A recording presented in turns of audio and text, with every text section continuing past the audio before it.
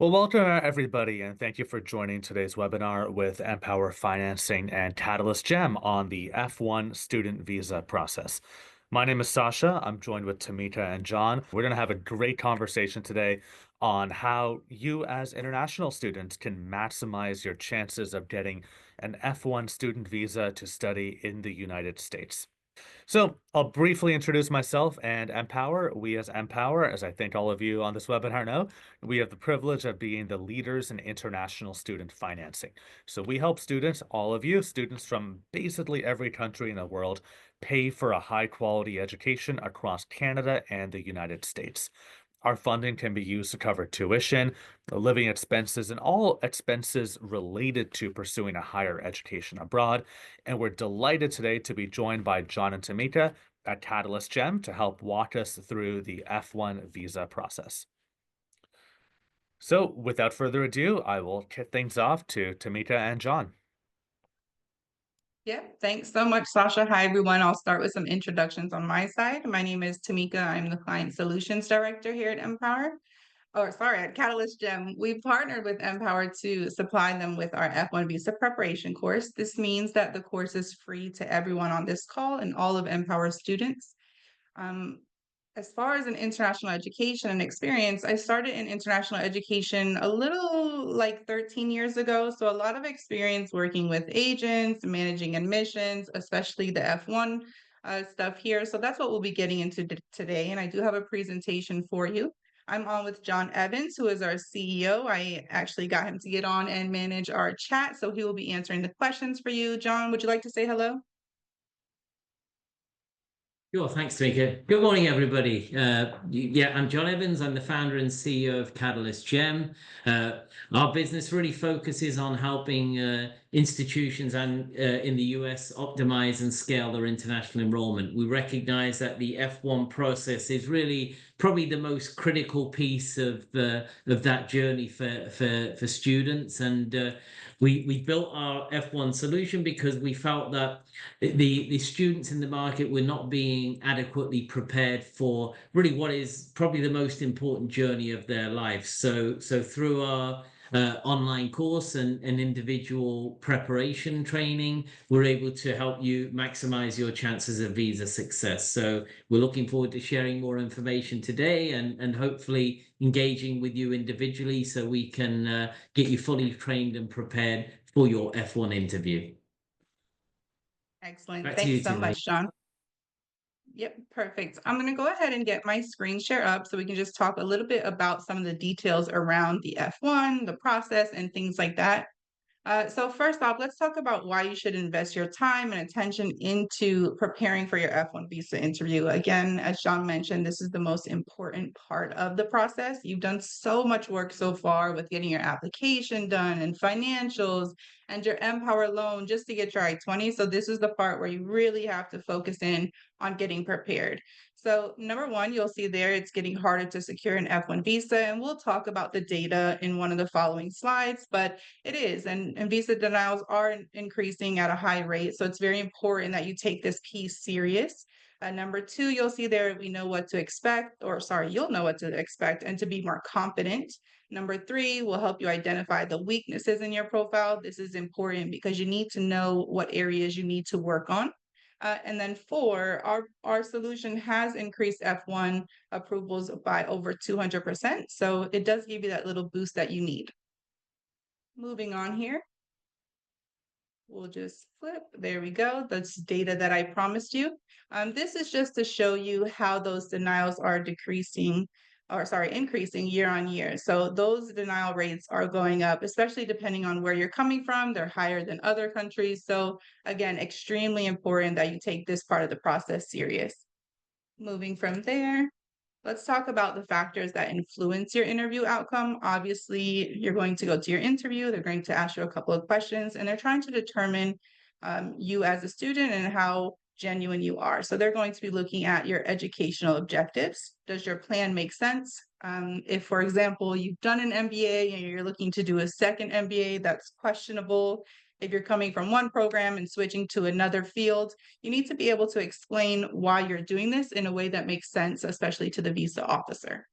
Number two, that financial profile. Of course, everyone on this call is getting the MPOWER loan. So you need to be able to explain that, what it covers, how you're going to repay it. So a lot of those details as well.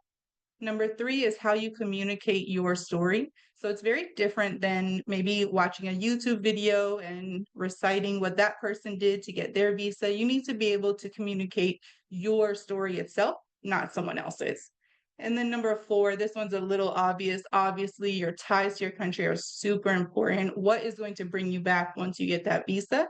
It's important to note that this is a non-immigrant visa. So you're going to be tested on whether or not you would abuse that visa and try to stay in the US, or if you'll actually come back home. So they're going to be looking for those ties to your country. We'll move on from there. Our proven approach, obviously I touched on it a bit a minute ago, but it's just ensuring each student fully understands the F1 process specific to your journey. Everyone has a different journey, so definitely just individual approach there, assessing your profile, as I mentioned, your strengths, your weaknesses, getting those corrected and worked on, or how to address those weaknesses, and then developing a personalized strategy to address it. Like I said, some of you may have been denied a visa, so you need to know how to discuss that and get around talking to the visa officer about it. So this is our course. I mentioned earlier that everyone on this call has access to this course. It should be in your dashboard, but you'll see some quick points on the actual course. So 96% of students rated the course 4 stars or above out of 5. About 99% would recommend the course, and 96% felt the training and process met or exceeded their expectations. So you don't have to take our word for it. These are our students' responses.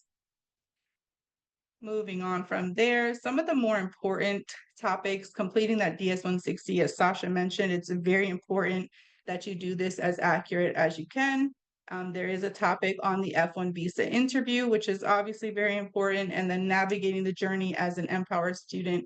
This is a special unit that we created with MPOWER to make sure you get all the details you need to address questions about your MPOWER loan. So that's a very important unit in that course. So let's get into the basics, the documents that you'll bring. You can pretty much bring everything. You don't know what you'll be asked to show, so you want to just make sure you're prepared for anything. And you want to have these in a neat order so that way you can quickly pull out whatever you need. Keep in mind the interview is very short. You don't want to waste time fumbling through documents, but to address that, that's what you'll be looking at. When it comes to finances, it's very important that you understand how you're going to be paying for your studies, how you're going to be paying the loan back, things like that. It's likely you'll be asked questions about your finances, so it's not something that you want to, not pay attention to.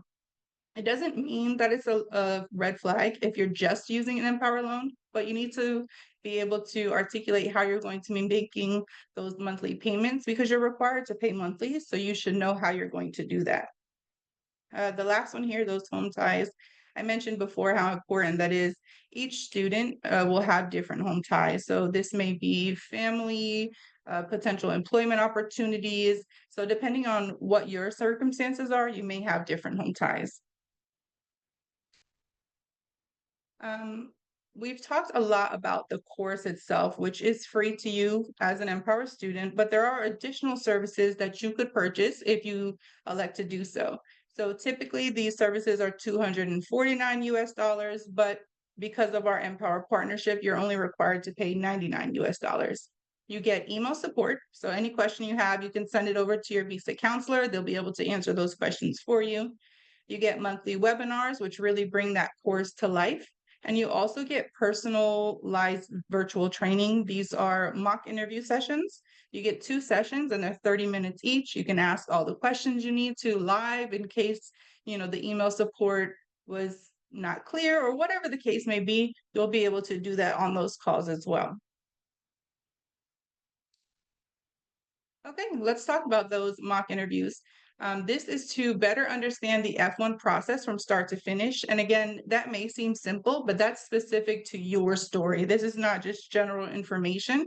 It's definitely going to be about, what school you're going to, your program, things like that. Very detailed information. Next, you'll see there, identify and address those weaknesses in your profile. This has been mentioned 3 times already. That is how important it is, because once you have a weakness, whether it's something on your DS-160, previous studies, your financials, whatever the case is, this is probably what you're going to be questioned about. So you need to know how to address those questions. The third point there, strengthen your ability to communicate your story. We often hear students get asked one question and then they just start to present themselves to the visa officer. So now they've been talking 2-3 minutes and it's not really communicating what their story is or answering the question. So that is what you see on that last point as well, answering any question that's presented to you in a way that is meaningful. This is just to show you to upgrade your service. And actually, I'll show you live because I'm going to demo the course so you can actually see. If you haven't been in the course yet, you can see what that looks like. But if you scroll down to the bottom on that left-hand panel, you'll see how to upgrade your services. And it does explain it. There's a video as well, and then links to upgrade. So let's get into that demo live. So here, let's get that screen up. Okay, so I've just pulled up the course. This is what the course looks like as you sign in. You'll see all of the units here that we discussed. So completing the DS-160, you'll see the visa interview all the way down to Unit H, which is that MPOWER unit. There's also frequently asked questions, helpful resources, and then here's that upgrade option. If I were to click a video just to show you what that looks like, I'll just click that DS-160. You can see that that opens up the video. There's also self-assessment questions to help you understand the lesson. So all of that is in the course. And then here on that left-hand side, you'll see again those units, how to upgrade, and the additional resources as well. So a lot of information in there. I strongly encourage everyone to get on there. Sasha, correct me if I'm wrong, but everyone on this call should already see that in their dashboard if I'm correct. Yeah, exactly as Tamita said, every MPOWER student has free access to this Catalyst Gem course. Hope you can all hear me. I'm actually not entirely sure. And you can enjoy the promo for free or highly discounted mock interviews as well. So please make sure that you're checking your MPOWER dashboard and all the emails that MPOWER sends you about these as well. Excellent, great stuff. And I think now we're moving on to some questions. Yeah, so we have a lot of exciting Q&A coming in. Again, for all of our participants, please feel free to ask any questions you have in the Q&A. But Tamita and John, I'm going to start off with a couple of quick rapid-fire questions, if you don't mind. First of all, what is the eligibility criteria for obtaining a US F1 student visa? Okay, so let me take that one since Tamika, you've spent a lot of time. So really, an F1 visa is a non-immigrant visa. So what that means is the expectation in terms of qualification is that you can demonstrate to the US State Department and visa officer that you're coming here for genuine educational purposes. You have the financial means to support yourself, and you have a plan to return to your home country when you've completed your studies and graduated, or completed OPT if you're staying for the extension to work in the United States. Now, what paperwork or documents should a student keep in mind for the F1 visa application? Yeah, so because you're going into an interview and you don't know what you'll be asked, there's no way to determine ahead of time what you'll be asked. You want to be prepared for everything. So any document that you use to apply to the institution, apply for your I-20 or to MPOWER, you should bring that with you. You can have them categorized. So, previous studies, financials, just so you're easily able to take them out. But you should definitely be prepared for anything because we can't predict what's going to happen at those for anyone. Right. Specifically, a couple of students have asked in the chat, should they bring their MPOWER loan offer? The answer is yes. If that's a relevant part of how you plan to fund your education, bring that document. Next question. How should students answer questions about returning to their home country?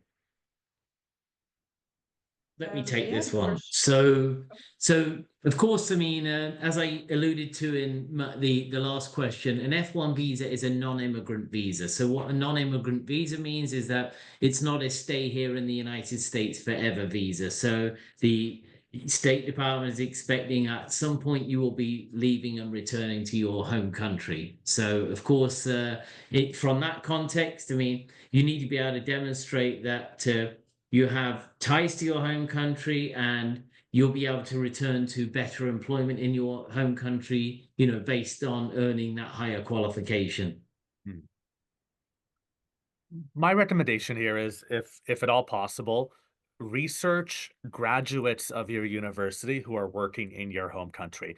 Find sort of prove that this degree that you're going to pursue offers employment opportunities in your home country. Next question. Are students allowed to work on campus or off campus with an F1 visa? Yeah, absolutely. Obviously this is going to heavily rely on what the university allows, but it's definitely not illegal to work while studying or even after actually, because there's both CPT and OPT. Hmm. What are the most common reasons for an F1 visa denial? Okay. Uh, So really, this comes down to immigration risk. So again, as I kind of mentioned earlier, that the most important kind of elements of this are that you're demonstrating you have genuine educational interest in coming to this country. So again, the expectation is that if you're asked the question about why studying in the US, you can give specific reasons, not just because the US is the best country in the world with the biggest economy, that you can talk about it from your personal perspective that, okay, I'm from Nigeria. I want to build a career in the oil and gas industry. In order to kind of advance a career, I would need a master's qualification in this specific space. And it's not available in Nigeria, or I wasn't admitted to a university because they didn't have enough places, and that's why I've decided the US is the best place for me to do that. And to Sasha's point, it may be that I also have identified these people that have been through a similar journey and now they're very successful in leadership positions in this company.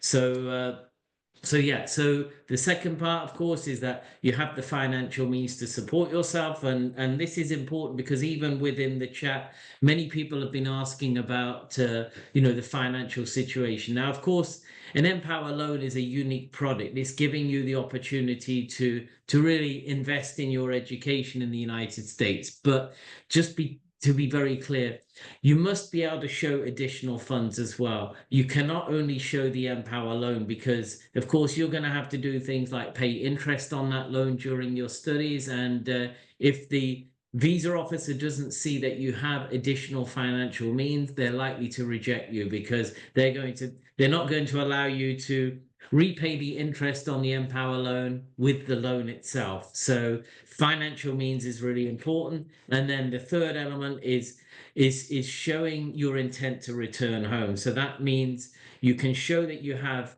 strong financial ties, strong ties to your home country. That might mean that, for example, you have a wife, you have a family, you own a property, you have a business, whatever that is, and so you can demonstrate that you would have a clear reason to go home. And the second point, of course, is that demonstrating that by having this additional education and qualification, it's going to increase your career prospects, your employment opportunities, your income potential. Because why else would you travel halfway across the world tentatively and invest all of this money if you were going to be in the same position as when you left? So those are the kind of pillars of what is critical in terms of getting an F1 visa.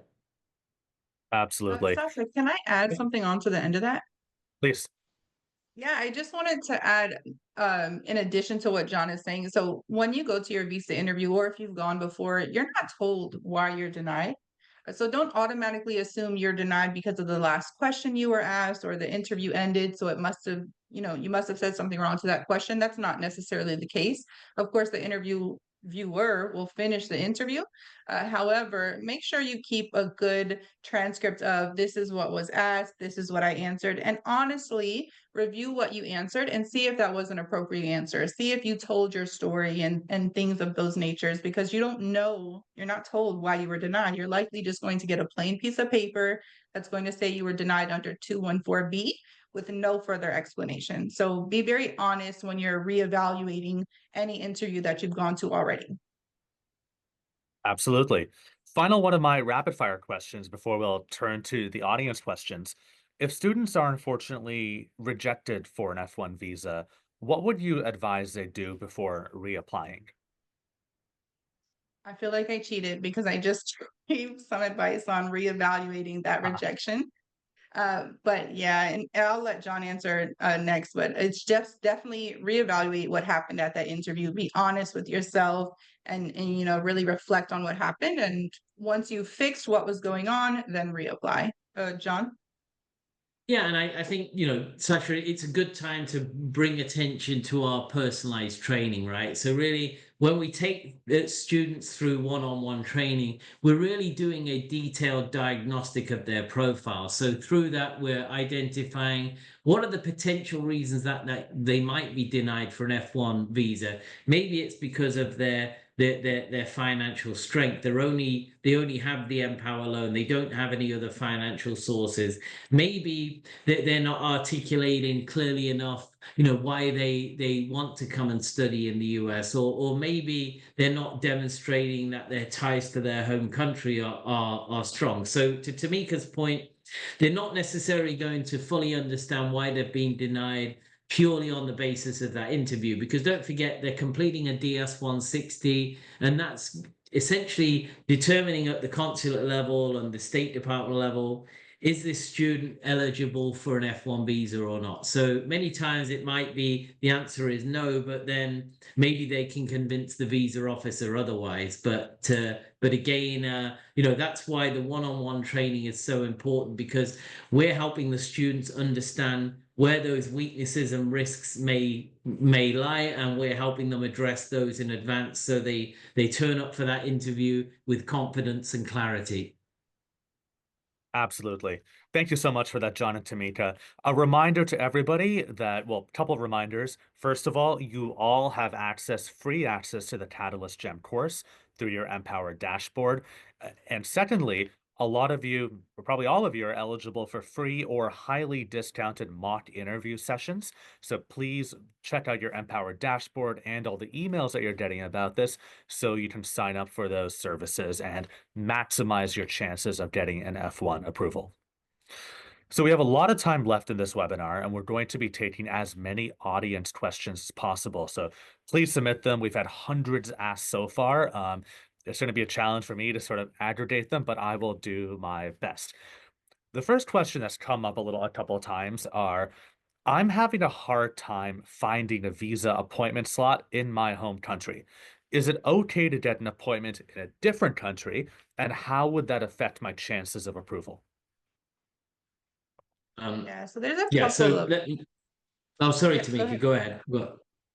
Yeah, sure. So I was just gonna say there's a couple of different options. Obviously, if one thing that you don't want to do is go to your visa appointment after your start date on your I-20, because this indicates you're missing classes, you're already behind. So this is problematic.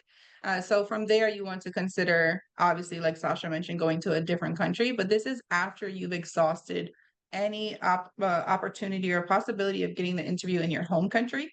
If for some reason you look like you're just going to another country because of better visa rates or anything of that nature, that could also be a red flag. So when you're choosing which country to go to, you choose the next neighboring country, not based on any type of visa rates. You're likely going to be asked why you're there for the visa appointment, so you need to be able to explain this as well when asked. John, you were going to answer. Yeah, and I think what's important as well, Sasha, I mean, that's a common question, of course. I mean, the first thing the student should be doing in that situation is seeing if they can secure an emergency appointment, because we know that there are challenges getting appointments, but the option exists for students where they are, they're not receiving a visa appointment in the time frame that's required for when classes start. So that should be the first kind of step of action. And then, of course, if they're unable to get an appointment, then that's at least the justification for why they are going to another consulate for that visa appointment, because it simply wasn't available at their local consulate. Right. Great. Thank you so much, John and Tamika. We're getting a couple of questions too from students asking, what is the best way to describe my Empower loan to the visa officer?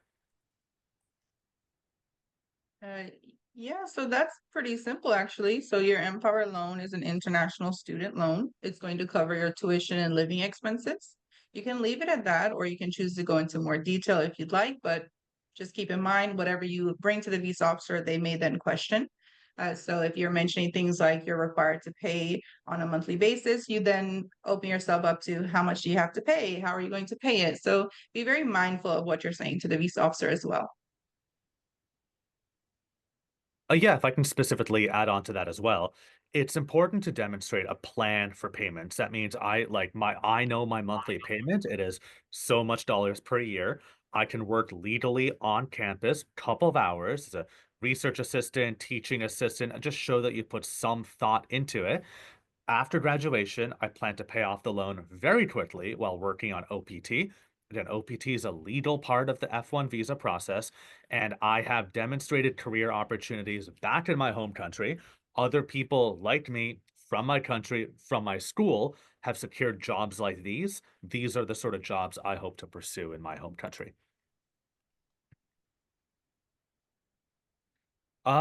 Great. Let me see. We have a lot of other questions that students have submitted. Um,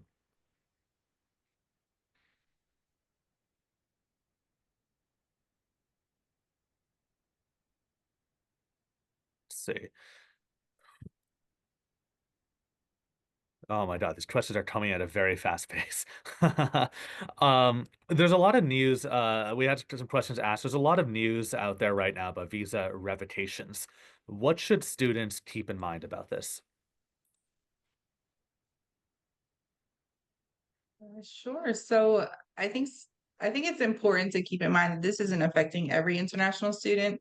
I think these things make students nervous and then they go to their interview nervous. So you have to try to kind of displace that from your mind so you don't let it affect your visa interview more so than, kind of feeding into it and thinking that would be the case for you.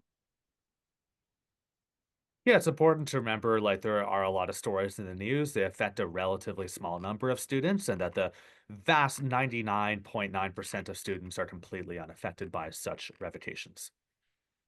Yeah, and I, We and had I a think question. that's an important reality, Sasha. I mean, while there is a lot of attention on these cases now, statistically, it's a tiny number of students. And again, we don't know the full facts. I mean, for example, I've spoke with school officials where, for example, they feel that the student kind of went out of status, so they kind of they completed OPT and then stayed working between getting an F1 visa for another degree program. So again, there's things that maybe they're giving more scrutiny to than they did before, but again, the reality is that it's a small number, and as long as you're following the legal process and staying within the rules, then you should have no concerns about the kind of consequences, because as I mentioned, we've got over 1 million F1 students in the US, and we're talking about a small handful of cases here. Right. Absolutely. Had a couple of questions about how to get access to the Catalyst Gem course. I'm going to share a link in the chat right now, which you can all get access to. Thanks to our wonderful friends at Catalyst Gem for helping to put that together.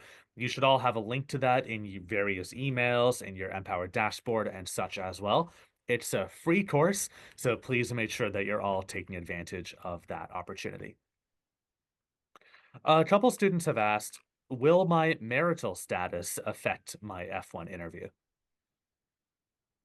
That, So that's dependent, right? So are they talking about in the on the context of bringing their spouse with them, or leaving their spouse in their home country and returning home after. So let me address the first point. So if you're applying for an F1 visa and you want to bring your wife and children with you, then they would need to apply for an F2 visa. Now, of course, the reality then is, of course, you have to demonstrate that you have the financial means, not just to cover your own stay, but theirs as well. And they will not be able to work or do anything, study, other than be present in the United States. So unless you have a really strong financial background, then it's going to be very difficult to get approval, in that situation. Now, in the other case where, for example, you're going to the US, but you're leaving your wife or husband at home, and then that would show that you have a connection and a reason to return to your home country. So that would actually then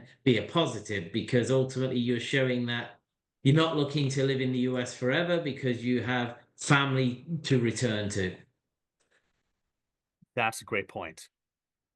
So one of the ways to show that you have ties to a home country is that I have wife, kids, close relatives back home who I want to go back to. Great. Definitely. We have a couple of students asking, I have various ties to multiple countries outside the US. Is there any rule of thumb about, I might be from country A, but I'm currently working in country B. Which country should I demonstrate ties to, or does it matter? Yeah, it definitely matters. So you're going to give the impression that you're looking to go anywhere other than your country. So you want to make sure those ties go back to your home country, not necessarily where you're currently staying or working, as Sasha mentioned.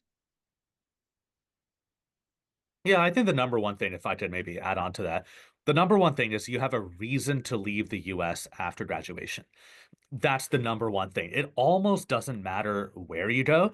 It's just that I, as a visa officer, have confidence that you have a reason to leave the US after graduation. Yeah, and just to add further to that, Sasha, I mean, again, you're right. That from the State Department perspective, they just want to know that you're leaving this country. However, if you're saying, for example, well, I've been living in Nigeria for the last 30 years of my life, then I'm going to go to the US, and then I might try Dubai after. Well, that's not showing me that you have that's just showing me you have an idea. You don't have a clear plan, you don't have a clear path, and you have no clear ties to Dubai. So again, it's all about the ties and connections. So for example, if it's a case where, yes, I'm not going back to Nigeria because I'm going to run my uncle's business in Dubai. He's already made me an offer. Here's the company documentation. Here's the offer of a job. Then that would be more compelling. So I just wanted to be clear that you're right in terms of they want you to leave the US, but the story's got to be believable. And you got to have the evidence to back it up. They're not just going to take you at your word because you've told them. Absolutely. Couple folks are asking, how should I dress for the visa interview? Is it suit and tie? That's fine, business casual. You don't want to wear any overbearing colognes or perfumes, anything of that nature. But we do know that some people like to go in their traditional attire. That's acceptable as well. I always just tell people business casual is best. But generally look presentable, sort of the overarching advice that you would provide. Yeah, show that you're taking the interview seriously. Yeah. Mhm. Understood. A reminder to anyone who might have just joined, we're in the midst of audience participation for Q&A, so please enter any questions. We've already answered about 100 of them in total. Please feel free to drop any questions that you might have in the chat. But also please remember that you all have free access to the Catalyst Gem course, which is both available. We've sent you email links, plus available in your MPOWER dashboard. Here's another question. How does travel history affect chances of approval? For example, will the visa officer care if you travel to the US before? So Yeah. sorry to me, let me take that one. So I think the reality is, of course, I mean, again, let me use a case study example. So I'm a 30-year-old guy. I'm from, Uganda. I've never left Uganda before. Now I'm embarking on this major international journey to the US and making this big investment. Then, of course, they're going to question, well, why are you making this big decision and leap now? And you've never stepped foot outside of your home country. Now, if you're an 18-year-old kid, who's, kind of going for your bachelor's degree, you've never done before, then that would be less of a concern, subject to other factors. So travel history, it can matter, and it's a positive if you can show positive travel history where you've left your country, for a short or an extended period of time, and you've returned home, because again, it's supporting your home ties. That's really what travel history is telling the consulate. Yeah, in general, it helps if the US is not the first other country you've been to. It also helps tremendously if you've traveled to peers of the United States, like the UK or European Union. Obviously, that's not possible for everybody, but to show that you have a history of traveling and again returning to your home country or returning somewhere else, it's a positive if you're able to demonstrate that. If not, that's not a problem either. Yeah, and it's really showing that you've traveled for reasons other than immigration. So you've not traveled to the UK because you wanted to live the rest of your life there. You went there for 2 weeks or 6 months or a year, and you left, when you were supposed to. Hmm. So the student is asking for advice on how to answer the question, why are you going to the US? If you don't mind, Paul and Tamika, I'm going to read their answer to you and ask you to score that. How does that sound? So the question is, why are you going to the US? And the answer is, I'm going to study a Master of Science in Finance degree at Stony Brook University in New York. Why Stony Brook University? I was doing research for a strong Master's of Finance degree. I wanted to study in New York, and I learned about Stony Brook University. I was intrigued by their strong faculty, and it was strongly recommended by my mentor. Okay. So first thing that sticks out, it doesn't tell me much about what the student is planning to do. I think it's important to remember that getting the visa is not the end game. The end game is getting your degree and then securing that employment, that higher senior level employment. So this kind of lacks what's the plan once you do get that degree. So it tells me where you're going, of course, the basics, but nothing outside of what I already know from your documents is what I take from this. So for me, I think it would be a little bit better if you kind of took away the pieces that the visa officer will already know from your documents and just get into really your story. I'm going here to do this, and it's going to allow me to take up this senior role at this company, or whatever the plan is after the visa. Yeah, and I think just to add to that, it's really addressing the why. So that's just telling me, okay, that's telling me information I already know. But what it's not telling me is, why are you making this 50, 60, $70,000 investment to go to this school that you've never set foot on before? So what's the justification in terms of making that investment? What's the justification in terms of selecting that school? What's the justification in selecting that program? So based on your question, Sasha, I would actually score that response very low for those reasons. And again, that's why one-on-one training is so important, because we're getting to the root causes of the why with the student, and we're helping them understand how to then tell their story, because that's what it's all about. They've got a couple of minutes only in front of a visa officer, and they've got to convince them that they're not an immigration risk. That question, the response to that question, did nothing to address or remove immigration risk from the table. Mhm. Those are great points because I think it was a very surface level answer, and I think what you're ultimately advising is go deep. Why this school? What is the plan? What will this help you to achieve in your home country after graduation? I think again the best possible answer is to be able to demonstrate other students from my country at this university have successfully secured these jobs in my home country to sort of demonstrate a path to career employment outside the US after graduation. an answer like that is the holy grail? The best answer is based on the individual student, Sasha. So again, it's not the same answer fits all. And that's where so many students go wrong because they go on YouTube, they heard this guy attended this interview. He's only been to one interview in his life, but he got the F1 visa. So therefore, he was successful with this approach. So you should try this too. I mean, that's why,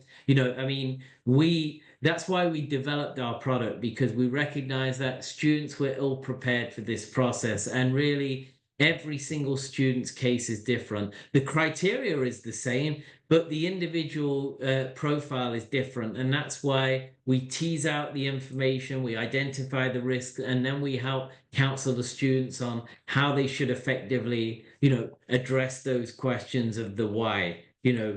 Why are you coming to the US? Why have you studied that? Why have you selected that university? Why have you selected that program? How are you going to support yourself financially? And what are you going to do when you're finished? So these are the most important questions, and these we can only truly get the right answers by going through that diagnostic process with the student so we can really help understand where their potential risks are and how to overcome them. That's a great point. So one student's asking, for my financial support, I only have MPOWER as my sole source of financial support. Would it help if I'm able to find additional financial documents to demonstrate financial means? So with an MPOWER loan, you're required to start making your payments pretty quickly. So you need to know how you're going to make that payment. So if your payment is $500 a month, you need to know how you're going to pay that 500. And if you don't, that's obviously a red flag because you're being given this money and you're expected to pay that 500 a month or whatever it is, but you don't have a plan to do that. That's a red flag and could get your visa denied. So yes, it's important to understand and to know how you're going to make those payments and not just know, but be able to show I'm going to make it because my mom's brother is going to pay for it. I have his financials. You have to have that full plan clear as day and in place. Hmm.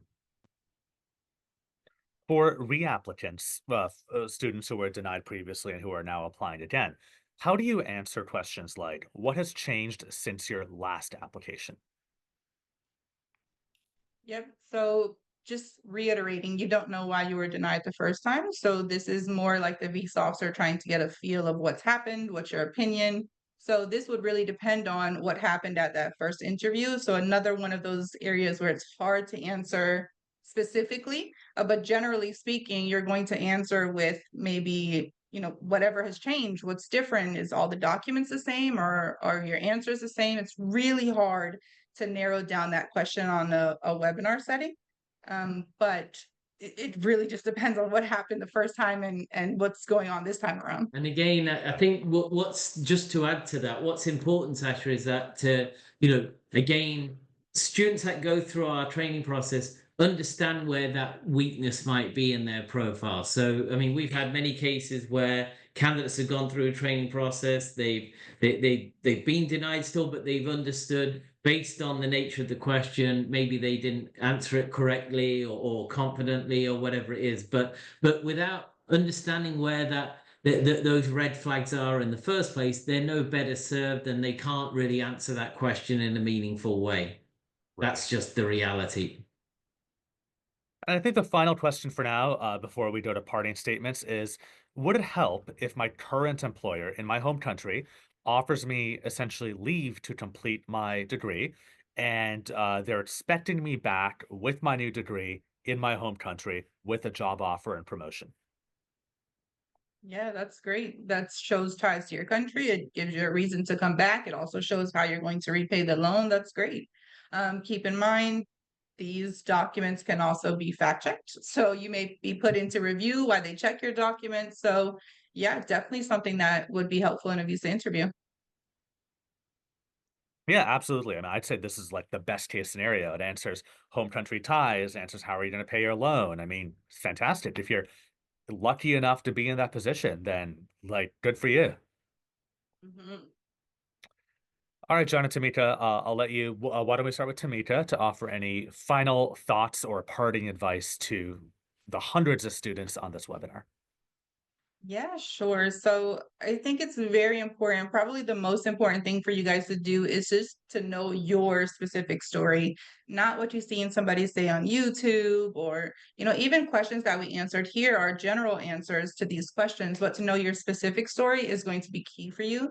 How to answer questions, telling your specific story is key. So this all goes back to preparation, making sure you're prepared to answer any question. There's no uh, agent or any cousin that you have that can give you a list of questions and you need to focus on those questions.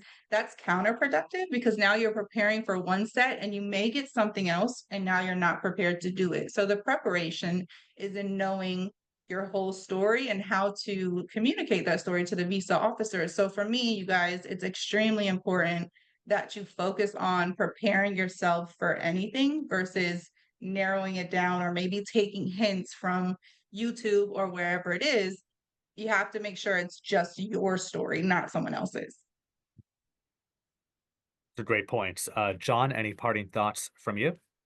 Yes, absolutely. So statistically, getting an F1 visa has become 150% more difficult in the past decade, but that doesn't mean to say that people don't get F1 visas. I mean, of course, we've seen that increasing trend year on year. The kind of other misnomer that we hear about is that you cannot get an F1 visa with an MPOWER loan. It's simply not true. We've dealt with hundreds of cases where students have been very successful, but look, you are in a very fortunate position that MPOWER, as your client or your kind of loan provider, is providing you with access to multiple resources to help you navigate this journey successfully. And for many of you, it's going to be a life-changing process if you are successful. So we strongly encourage you to take advantage of the resources. We appreciate that you're on the webinar today to learn. You've got access to the F1 course that's being paid for by MPOWER. So if this is not a free resource, this is a resource that MPOWER is investing in on your behalf. But also, we do provide the one-on-one training, which is really critical. When I consider what's at stake here for you in terms of your future, your educational opportunity, I mean, it's really important that you make the most of that, because I'm telling you that it will help you really understand, what's problematic in your profile and how we can address it. And really, to Tamika's point, helping us help you to tell your story in an effective and with confidence. And if you do that, your chances are going to increase dramatically in terms of approval. Now, we're not saying that completing this training is a guarantee of getting a visa. What we're saying is that it will significantly improve your chances. And if I was sitting in your position, I would be doing everything to maximize my chances of success, particularly right now, given the challenges you're facing around the cost that you're investing as well up front in this visa process. So again, we're here to help. We appreciate that MPOWER is committed to ensuring that you'll succeed, and we are too. Thank you. Thank you so much, John. And that really closely mirrors what I was going to say for parting thoughts as well, that I really hope that all of you take this process seriously. It is challenging and it could genuinely really improve the trajectory of your future career and economic prospects. So we hope that you're investing in this process. We at MPOWER and Catalyst Gem are here to help you. You do have access to the Catalyst Gem course, which MPOWER has paid for you. It's available on the Zoom webinar chat. It's available in various emails that we've sent to you. It's available on your MPOWER dashboard.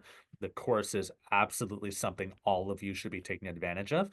And if you and please also book time for the 2 free mock interviews. They're held by immigration experts at Catalyst Gem to help prepare you for the actual process. So I certainly hope that all of you are taking advantage of all of these resources to maximize your chances of F1 student visa approvals. So with that, we are at our time barrier. Thank you so much for all of you for joining this webinar. Thank you to our wonderful panelists at Catalyst Gem as well. And we all wish you success in your, of course, the F1 process, but in your wider educational journeys as well.